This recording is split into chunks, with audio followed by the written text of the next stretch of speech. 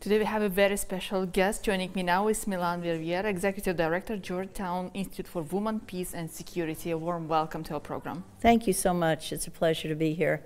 Thank you so much. So what are your overall impressions of the tone and atmosphere at this COP29 event taking place in Baku, Azerbaijan? Well, it's a really important COP because we're at a critical place when it comes to climate change and what's going to be done about it, because we are missing the goals that have been set in terms of the reduction in emissions. And so there are big questions on the table for the negotiators, from issues like finance, probably the most important, but issues having to do with the contribution, the NDCs, which is the determination of what countries are going to do. That's due next year, but it's critical to begin that conversation and get some really good models being adopted. I'm very concerned always about the gender issues because women play such a critical role in climate, and they are seriously impacted as well. So it's a lot that really needs to be considered, and certainly that whole area of adaptation. What do we do to make our communities more resilient given what's happening, and the investments in renewables and other mitigation areas to really make a difference on climate. So much is at stake for the world. Indeed, and we live in a very difficult geopolitical situation in the global world, and each country has its own position, its own stand on every single issue. Therefore, what are your particular expectations from the outcome of this event? Do you think the countries can achieve the consensus? Well, I think we have to have hope. I want to be an optimist, maybe an optimist who worries a great deal that it won't come to pass, but I think we really need to find ways, despite polarizations, despite the divisions, despite the disagreements, to understand that so much is at stake that we need to find a better way to come together. We've had some good agreements in the past, but we need to act on them now and ensure that those goals are going to be met. And that's why the whole finance issue is such a big challenge here in Baku as the negotiators are meeting.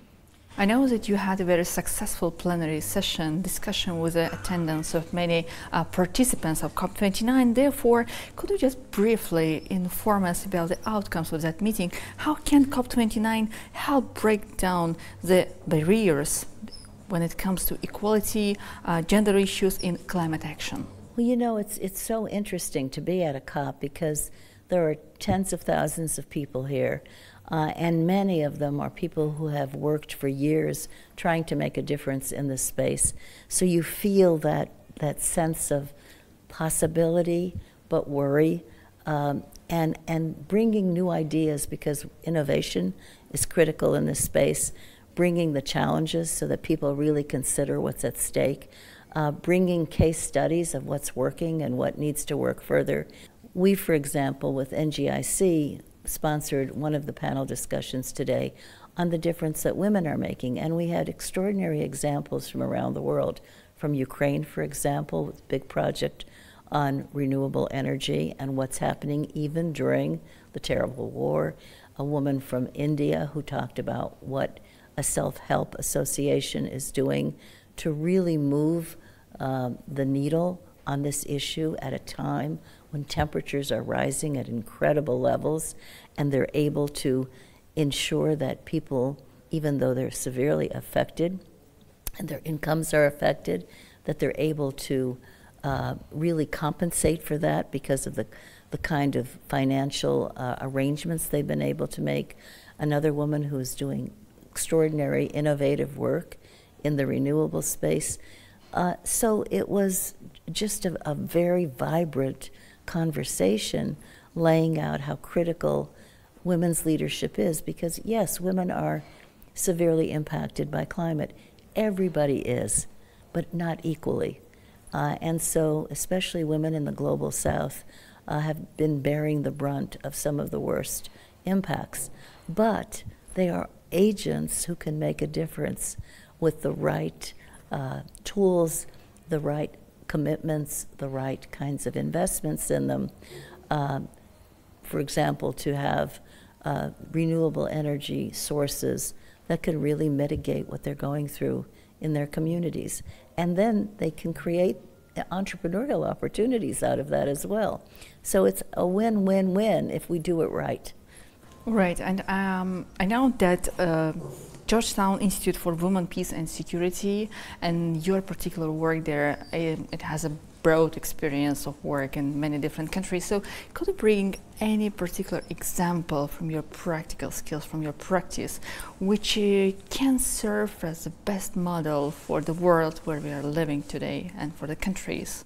Well, we do at the university, we do a lot of research at our institute. We also are engaged on multilateral panels with other governments, with decision makers around the world, on how to put that research into practice, research with impact, not research to sit on a shelf that nobody, learns from it.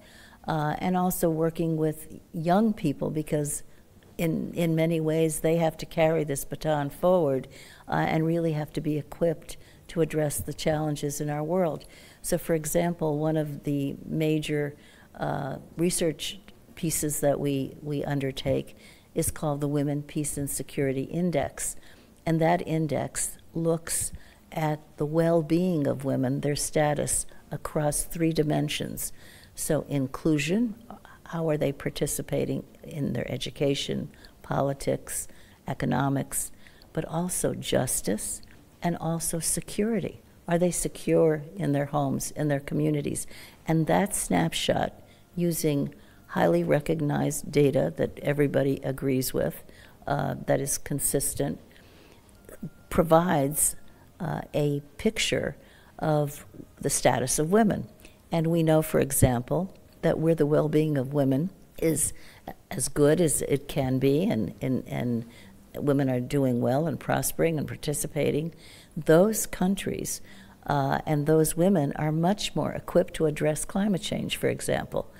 But also importantly, the countries that are on the bottom are countries that are mired in conflict, in instability, in wars, because the well-being of women and the well-being of nations goes together. So what it tells us is we really need to make these investments for the kinds of outcomes we want to see for a better world.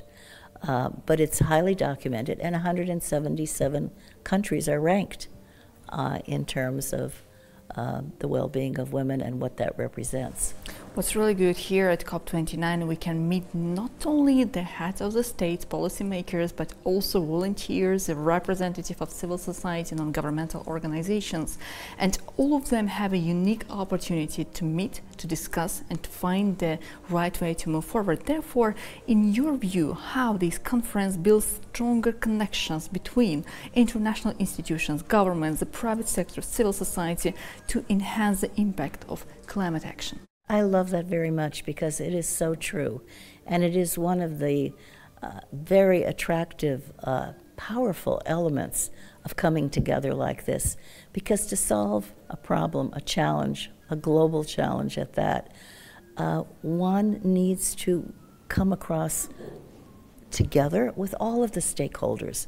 Governments are stakeholders, the private sector, civil society, that whole representative of key actors on our planet, to see young people and long-time experienced people coming together, government officials sitting side by side with the head of major companies that are really trying to do the right thing.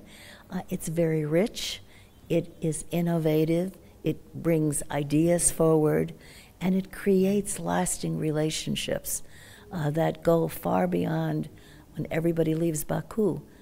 People will stay in touch, work together, find ways to collaborate, and that is the richness of a convening like this, in addition to the important work that it has to do in those all-important negotiations.